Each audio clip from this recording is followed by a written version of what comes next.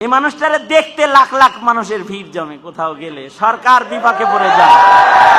শেষ বেলায় সরকার 144 দিয়ে বসে থাকে, পুলিশরা আর কি। পুলিশরা চিন্তা করে এত মানুষ কন্ট্রোল করবো কেমনে, 144।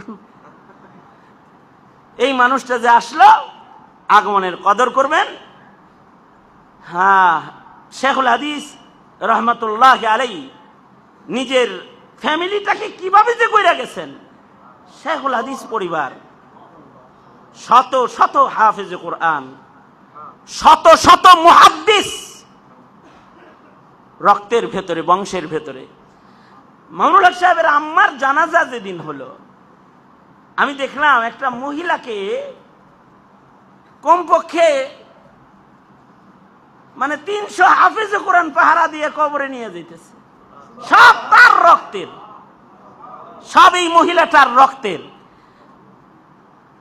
তার মাথা বরাবর খাটিয়া ধরছে মুহাদ্দিস, পিছনে খাটিয়া ধরছে মুহাদ্দিস, শেখুল হাদিস, হাফেজ কোরআনদের কাফেলা। যখন ওনার আম্মাকে বহন করে নিয়ে যায় একটা মহিলা, কত ভাগ্যবান, এখনো এই যুগেও মহিলা আছে। কিন্তু ওনার আম্মা জানকে যখন বহন করে নিয়ে যায়, আমি ওই কাফেলাটা দেখতেছিলাম পেছন থেকে, আর ভাবতেছিলাম, কাশ আগার ঈসা হতা, যদি এমন হতো যে ওই খাটিয়েটার ভেতরে মামুনুল হক সাহেবের মা না হয়ে যদি আমি হইতাম, আর আমাকেই যদি এরকম আলেমদের একটা নিজ রক্তের কাফেলা বহন করে আমাকে 3.5 হাত ঘরে নামায়া দিত, তাহলে হয়তোবা আল্লাহ তাআলা এদের এক মুষ্টি মাটির ইজ্জতে আমার কবরের আযাব মাফ করে দিত।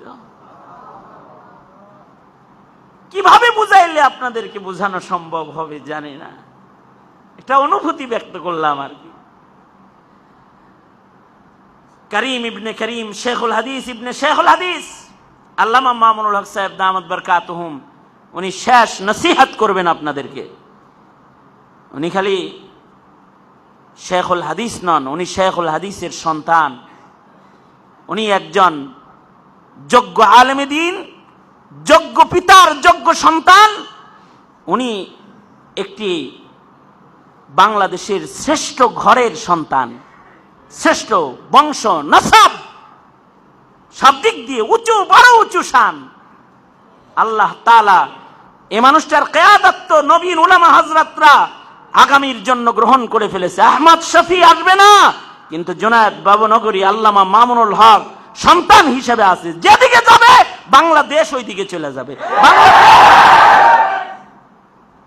আল্লাহ তাআলা সহি বুঝ দান করেন আমাদেরকে, হক বুঝার তৌফিক দেন, হকের উপরে চলার তৌফিক দেন। আল্লামা মামুনুল হক সাহেবকে আমি নসিহতের মাধ্যমে আজকের এই মজলিসের দোয়া করে, আমাদের অত্যন্ত স্নেহের মৌলানা সুলাইমান জামালপুরীর মাদ্রাসার জন্য খাস দোয়া ওনার কাছে চাই, যেন এটার স্থায়ী জায়গা হয়ে যায়। আল্লাহ তাআলা এই মাদ্রাসাটার জায়গা করে দেয়, এই দোয়া চাই। আল্লাহ তাআলা আমাদের সবাইকে কবুল করেন। আসসালামু আলাইকুম ওয়া রাহমাতুল্লাহি ওয়া বারাকাতুহু।